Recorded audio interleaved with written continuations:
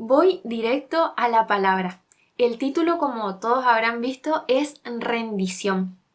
En estos tiempos la palabra rendición o rendirse es una palabra que suele tener una connotación bastante negativa, porque vivimos en un mundo donde el mensaje predominante es la ley del más fuerte, del yo puedo, del no necesito a nadie.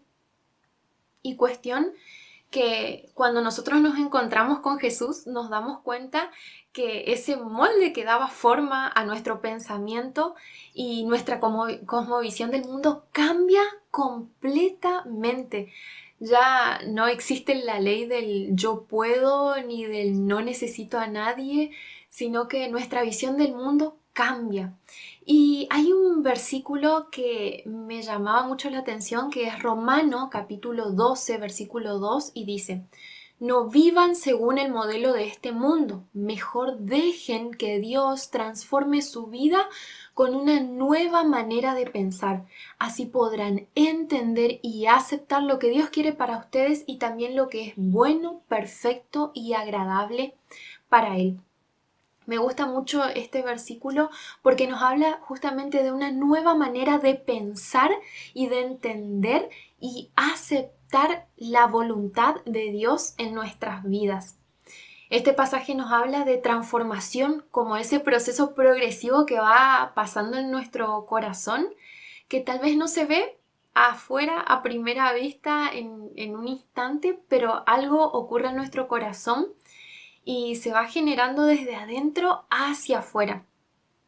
Y me encanta pensar que el Evangelio es más que una ideología, es más que teoría. Me gusta ver eso, que el Evangelio transforma nuestro corazón, la palabra de Dios transforma nuestro corazón. Y al ir a Hebreos capítulo 4, versículo 12, dice que la palabra de Dios es viva, es poderosa y es más cortante que cualquier espada de dos filos, que penetra tan profundo que divide el alma y el espíritu, las coyunturas y los huesos y juzga los pensamientos y sentimientos de nuestro corazón. Esa palabra es la que nos transforma desde adentro hacia afuera. Ahora, cuando nosotros nos encontramos con Jesús y nos encontramos con esa palabra que viene a romper el molde del pensamiento que nosotros teníamos, tenemos dos opciones. Una es oír simplemente y la otra es escuchar. Oír es cuando nosotros hacemos uso de la capacidad que tienen nuestros oídos para captar los sonidos. Pero escuchar es algo más. Escuchar es ir a un segundo nivel. Es prestar atención a lo que oímos. Y cuando prestamos atención a lo que Dios nos está diciendo, ahí es cuando comienzan a suceder cosas tremendas en nuestro corazón. Pero hay que estar atentos porque muchas veces nos perdemos la bendición porque andamos distraídos. Pero qué importante que es entender que Dios nos puede bendecir de tantas maneras a través de la vida de una persona, a través de un mensaje como en este caso, a través de su palabra en un momento de oración. Pero tenemos que estar atentos para recibir esa palabra que bendice nuestras vidas y esa palabra que no se queda ahí nomás afuera, sino que va a lo más profundo de nuestro corazón y comienza a sacar cosas y comienza a traer transformación en nuestras vidas. Cuando nosotros escuchamos esa palabra, el panorama completo de la palabra rendición cambia, porque si bien antes tenía una connotación negativa, ahora pasa a ser muy positiva. Porque someter mi voluntad al dominio del Espíritu Santo, dejando de lado todo tipo de resistencia, es sinónimo de victoria. Rendición ahora es sinónimo de victoria en Cristo.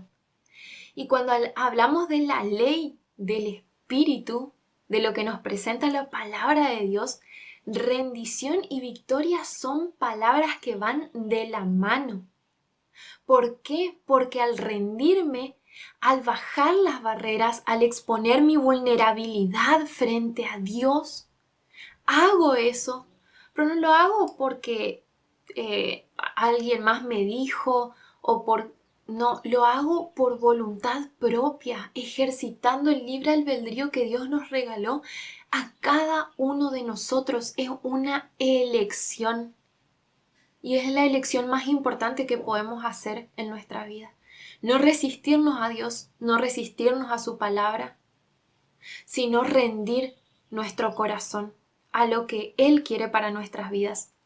Muchas personas nos pueden alentar, muchas personas nos pueden edificar, nos pueden hablar, pero estar anclados en Cristo es algo tan personal. En otras palabras, en la vida se pueden prestar muchas cosas, menos la convicción. Cuando tengo convicción, por fe y en un acto de rendición puedo levantar las manos y decir lo que dice Salmo 27:8. Mi corazón te ha oído decir, ven y conversa conmigo. Y mi corazón responde, aquí vengo, Señor. Entonces, cuando nosotros levantamos las manos en señal de rendición y entrega del corazón, Dios imparte vida en nuestro espíritu. Jesús dijo, tienen que nacer de nuevo. El viento sopla de donde quiere y lo oyes silbar, aunque ignoras de dónde viene y a dónde va. Lo mismo pasa con todo el que nace del Espíritu. Juan capítulo 3, versículo 8. Y es algo tan asombroso poder ver eso porque es algo tan misterioso y genera un gozo y una gratitud inexplicable. Para mí personalmente siempre me gusta pensarlo como ese primer regalo de gracia que encabeza aquellas bendiciones que Dios tiene preparada para los que le aman. Dice en Primera de Corintios capítulo 2, versículo 9. Cosa que ojo no vio, ni oído oyó, ni subió al corazón del hombre son las que Dios tiene preparadas para aquellos que lo aman. Y me gusta pensar que la salvación es el primer regalo que encabeza esa lista de bendiciones, porque es algo que tal vez no se ve a simple vista, es algo que no se escucha con los oídos naturales y es algo que tal vez uno no pensó, pero sucede. Y Dios hace un milagro tan grande en nuestra vida cuando recibimos ese regalo. Es un tesoro tan grande, es una bendición tan hermosa la que Dios nos da. Y a lo largo de la Biblia vemos cómo Dios hace una invitación a las personas a rendir su corazón, extiende esa invitación, pero no todos la toman.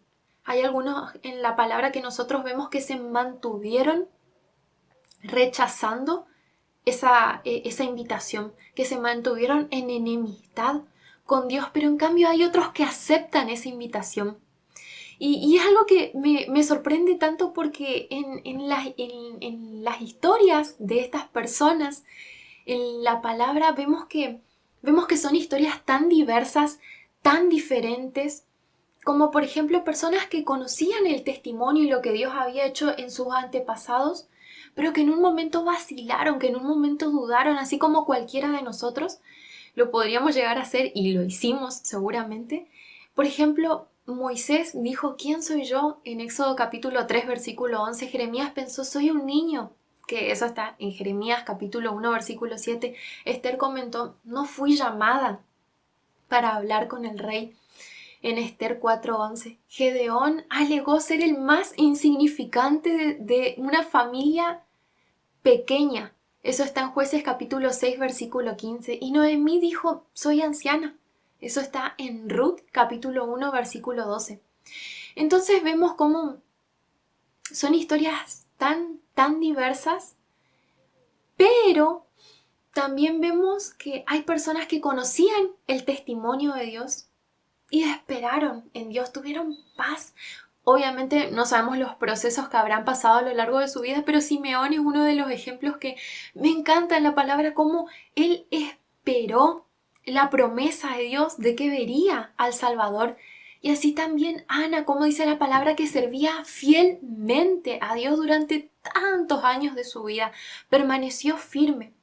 Y así también vemos otras historias diferentes a esto, a estas, que son personas que no conocían a Dios, que no tenían el testimonio de sus antepasados, pero aún así creyeron, como Abraham, que era caldeo, o Ruth, una moabita, que dijo, dejo mis padres, dejo el lugar donde viví toda mi vida, dejo todo pero por seguir a tu Dios. O sea, esas fueron las palabras que ella le dijo a su suegra Noemí, y es tan impactante porque son historias tan diversas, pero más allá de las diferencias que hay en todas esas historias, todas comparten un factor común, y es que cada persona tuvo que rendir su pasado, su presente y su futuro. Y tal vez eso implicó perder mucho. En este tiempo leía un salmo que me llamaba mucho la atención acerca de soltar el pasado, de rendir el pasado. Y es el Salmo 45, versículo 10 y 11, que dice: escúchame, oh hija de la realeza. Toma en serio lo que te digo. Olvídate de tu pueblo y de tu familia que están lejos, pues tu esposo, el rey, se deleita en tu belleza. Hónralo, porque él es tu Señor. Y este salmo lo podemos ver, por ejemplo, como Dios haciendo referencia a Jesús y a su novia, a la iglesia, pero me llamaba la atención porque hace referencia a una reina y le dice: toma en serio lo que te digo, olvídate de tu pueblo y de tu familia que están lejos. Probablemente, tal vez ella, o sea, si lo pensamos como una persona real, probablemente tuvo que soltar lo que en un momento tuvo muchísimo valor para ella, pero que quedó en el pasado. Y si bien Dios no nos manda a abandonar nuestra familia, por ejemplo, como es el caso de lo que está diciendo acá, al contrario, nos manda a cuidarla, sí nos pide tener el primer lugar en nuestro corazón. Sí nos pide que Él tenga la prioridad y que Él sea el mayor motivo de gozo y a quien nos aferremos en todo tiempo. Está escrito en Proverbios capítulo 8, versículo 32 al 34. Ahora, hijos, escúchenme. Afortunados los que siguen mis caminos. Escuchen mi enseñanza y sean sabios. No le resten importancia. Afortunado al que me escucha, el que se presenta a mi puerta diariamente esperando a la entrada de mi habitación. Qué hermoso este pasaje, porque nos hace entender que cuando nosotros nos rendimos a los pies de Jesús, cuando nosotros entregamos nuestras vidas a los pies de Él y nos rendimos por completo, cuando hay rendición en nuestro corazón, cualquier cosa que podamos entregar no se compara con todas esas bendiciones que Dios nos ofrece. Dice, yo pensaba justamente que en este pasaje hace énfasis a que afortunados son los que siguen a Dios.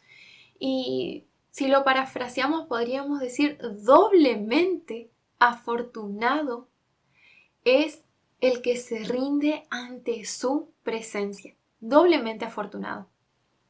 Entonces, esto no significa que si tenés un trabajo vayas a renunciar, o no significa que si tenés un título tengas que entregar ese título, pero la motivación por la cual tenés o tenemos ciertas cosas cambia completamente.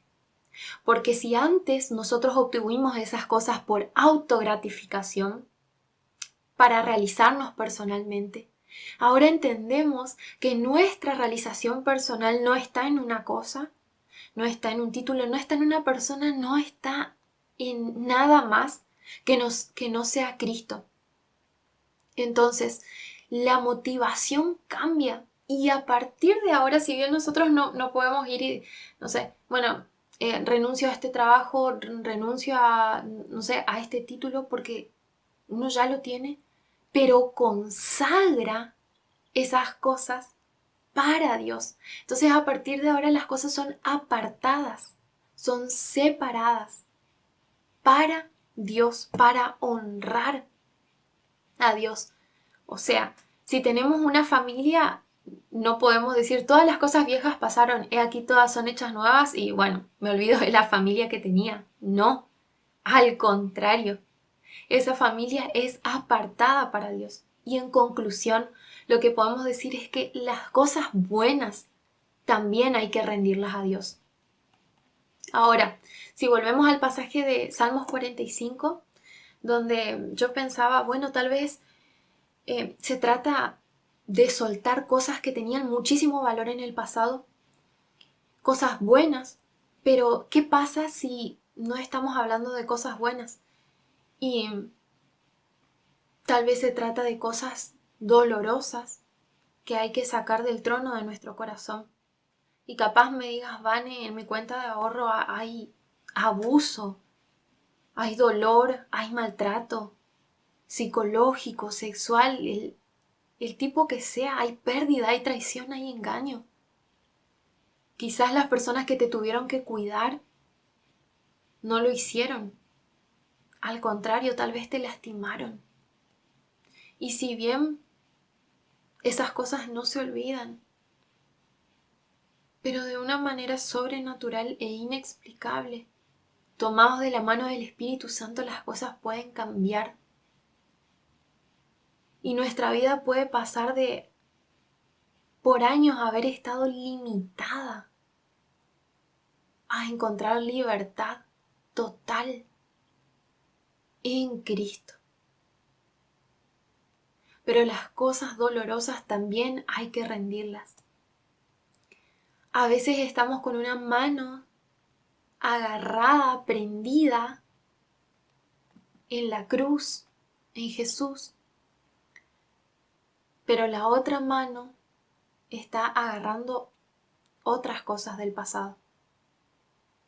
Y Dios nos invita a rendir nuestro pasado, nuestro presente y también el futuro en sus manos. Y es hermoso saber que en sus manos hay un futuro de esperanza. Pero cuando hablo de futuro de esperanza, no me estoy refiriendo a que todas las cosas van a salir perfectamente, a que nunca más vamos a tener problemas, porque no te puedo decir que sea así, pero sí tengo la certeza de que el Elohim, Dios creador del universo, el Shaddai, el Todopoderoso, el que es autosuficiente, el que es todo dadivoso, sí te puedo decir que Él te va a acompañar y que te va a hacer fructificar donde tal vez había dolor, donde tal vez había pérdida. Él es el que camina a tu lado y te hace fructificar. Y nuevamente volvemos al pasaje de te sorprende con cosas que ojo no vio, ni oído yo, ni subió a un corazón de hombre. Pero esto no implica que todas las cosas siempre salgan de la manera que nosotros los planeamos. Cuando hablamos de futuro, de esperanza, por ahí, el pensamiento de Dios va por otro lado que no es necesariamente el nuestro. Si no podemos ir y preguntar a esos héroes de la fe que están en Hebreos 11, ¿a qué se refiere cuando Dios nos habla de futuro de esperanza? Y es impactante ver cómo por la misma fe que algunos conquistaron reinos, que gobernaron con justicia, que recibieron lo que Dios les había prometido, con la misma fe que cerraron boca de leones, que apagaron fuegos impetuosos, que escaparon a morir de filo de espada, que sacaron fuerzas de debilidad, que llegaron a ser poderosos en batalla, que hicieron huir ejércitos enteros y volvieron vivos a sus casas para reunirse con sus seres queridos. Por la misma fe, otros fueron torturados, fueron ridiculizados, recibieron azotes, fueron encadenados en prisiones, murieron apedreados. A otros los cortaron por la mitad con una sierra, los mataron a espada. Anduvieron vestidos con pieles de ovejas y cabras, desposeídos, oprimidos y maltratados. ¿Acaso algunos fueron exitosos y otros fueron un fracaso rotundo? Para nada, para nada. Y ahí vemos cómo el pensamiento de Dios no se ajusta a nuestro pensamiento y cómo su justicia es otra y cómo su futuro de esperanza va mucho más allá de lo que ven nuestros ojos el día de hoy.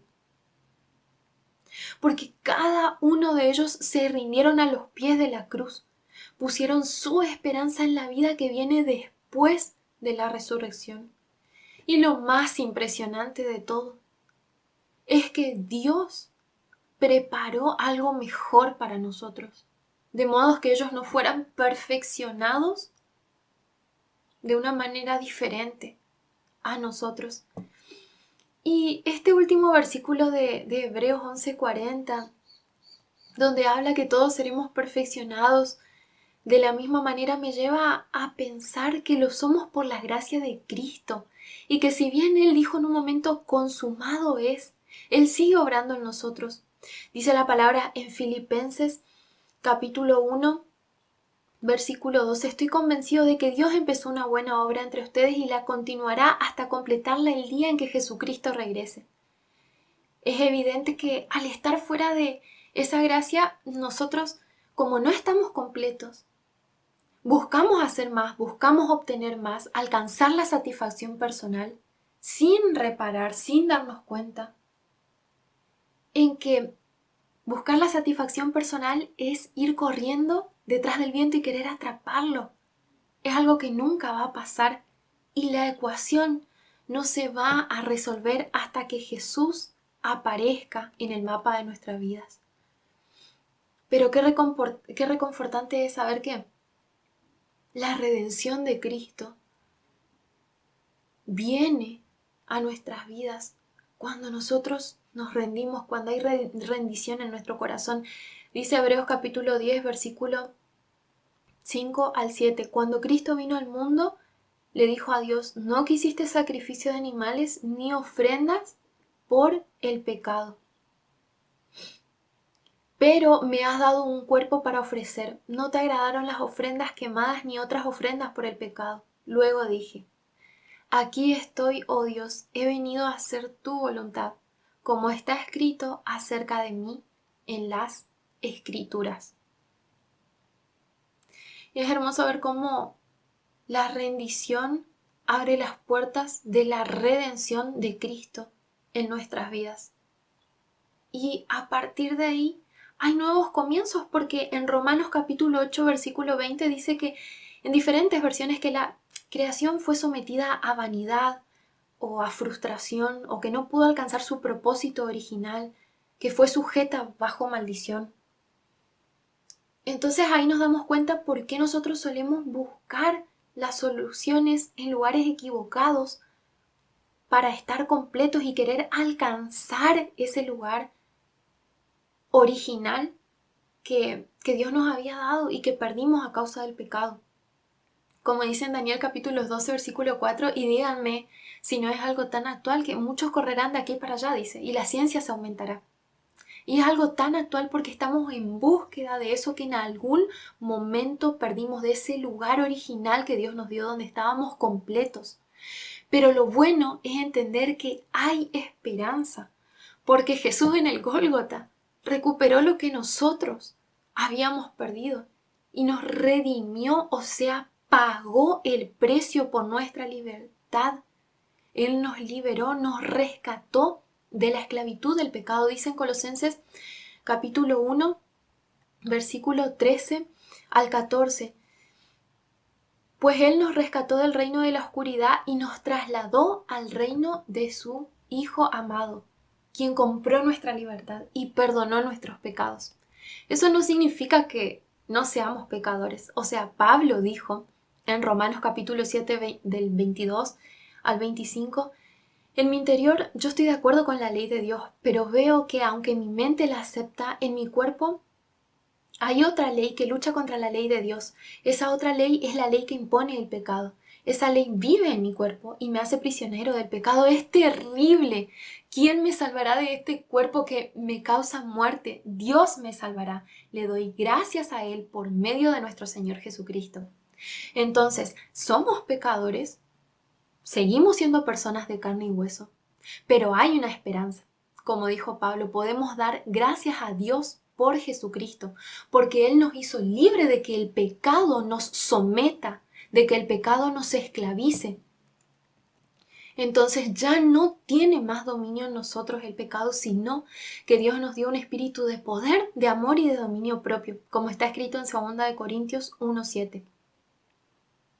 Y hablando de dominio propio, hablando de decisiones, alguien con quien conversaba me dijo, nuestra vida es un punto en medio de la inmensidad, pero ese mundo va a afectar la eternidad.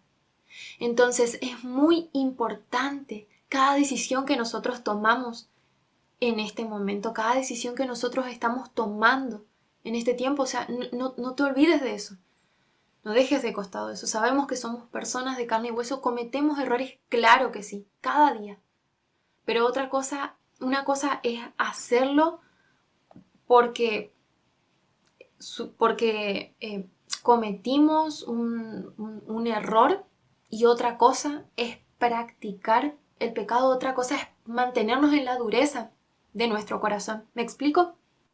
Es otra cosa totalmente diferente.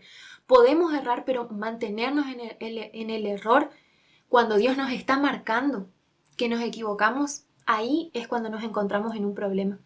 Pero dice la palabra que Dios nos dio un espíritu de dominio propio. Y no tenemos un sacerdote que no nos pueda entender, que no pueda entender nuestra debilidad, porque Él fue nuestro precursor, Él fue delante nuestro. Él preparó el camino para que podamos llegar a puerto seguro. Y es esa ancla, Jesús es esa ancla en Dios que nos mantiene firmes, que no se va a deslizar en ningún momento. Por eso es importante que entendamos que el ancla no puede estar en nosotros mismos, que nuestra mirada no puede estar en nosotros mismos, porque ahí es donde comienza el problema. Nuestra ancla tiene que estar en Cristo, porque su redención nos proporcionó reconciliación con Dios y estamos en paz con Dios. Y cuando estamos en paz con Dios es cuando las cosas se comienzan a ordenar y tienen un rumbo, una dirección en nuestras vidas. Entonces, qué importante es entender que nuestro corazón tiene que estar anclado, rendido a los pies de Jesús, no endurecido. Tal vez las cosas no salgan siempre de la mejor manera. Tal vez no siempre todo te salga como planeaste, porque no se trata de eso. Pero cuando rendimos nuestra vida a los pies de Jesús, que es algo con lo que generalmente uno lucha, o incluso cuando ya le dio lugar a Jesús en el corazón, hay áreas con las que uno lucha, que quiere retener, pero cuando rendimos todo eso a Jesús, ahí es que podemos encontrar libertad en Él, de eso que tanto te está tal vez trayendo ansiedad, depresión, angustia, desánimo, que ya no sabes más a dónde ir, a dónde recurrir. Recurrir a los pies de la cruz de Jesús es lo que trae victoria. Entonces podemos ejercitar ese espíritu de dominio propio, de poder, de amor que Él depositó en nosotros. Pero es importante entender que mostrarme vulnerable con Dios implica dar confianza. Y es muy alentador entender que Él es fiel y que al rendir nuestro pasado, nuestro presente y aún el futuro, significa que a pesar de las circunstancias que sucedan en nuestra vida y que tengamos que atravesar, Él estará en control de todo y va a estar moviendo los hilos de nuestra vida. Porque rendir lo pasajero supone retener lo eterno en nuestros corazones. Así que te animo a eso en este tiempo. Si hay cosas que estás agarrando y no quieres soltar del pasado, tal vez del presente o incluso del futuro, que las sueltes y puedas descansar en aquel que nos dice: mi paz les dejo, mi paz les doy. No se turbe vuestro corazón, no tengan miedo. Van a pasar por circunstancias difíciles, pero permanezcan firmes, búsquenme. Y en la medida que lo busquemos, lo vamos a encontrar. Así que les animo a eso, a poder ser sabios, a buscar dirección en Dios, a buscar dirección en su palabra, en su presencia, y a no desanimarse, a permanecer firmes en la roca que es Cristo. Así que los bendigo a todos. Les mando un fuerte abrazo. La verdad que es un placer para mí compartir este tiempo con ustedes